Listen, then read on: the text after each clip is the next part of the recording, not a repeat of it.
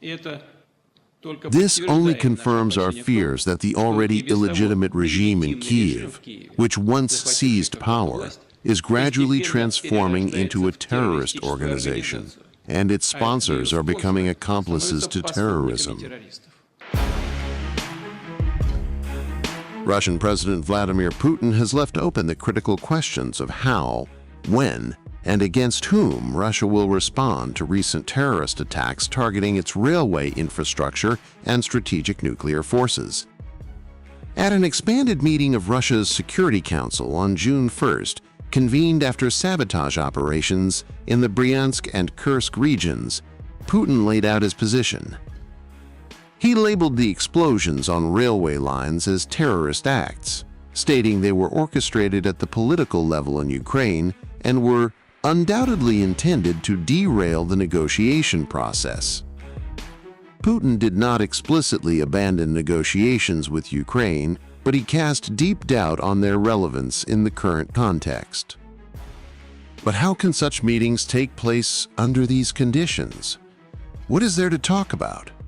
Who negotiates with those who bet on terror? With terrorists, the president asked. For now, these remain rhetorical questions.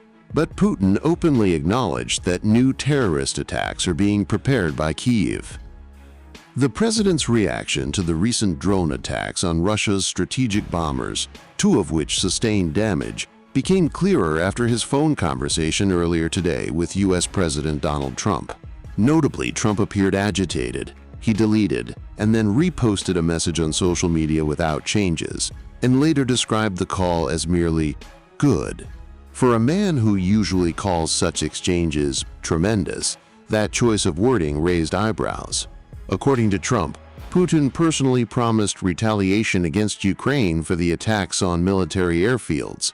It's evident that the two leaders also discussed possible U.S. responses, and that Putin posed a direct question: did you know about Kyiv's operation? Trump denied any prior knowledge, a stance his administration had also expressed publicly.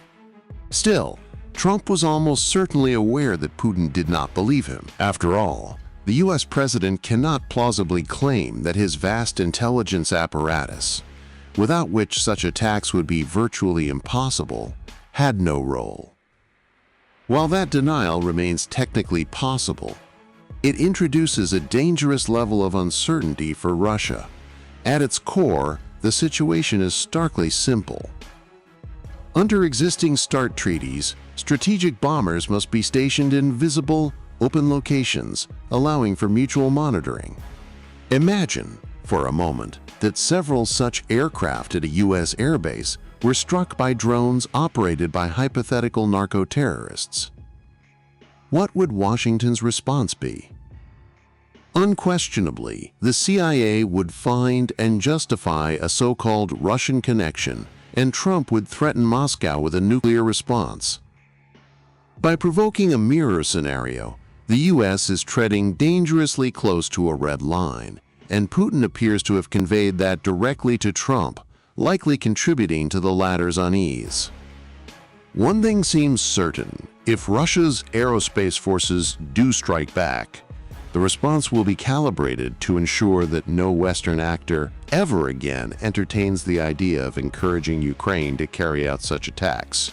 In the meantime, Putin's rhetorical silence serves a purpose.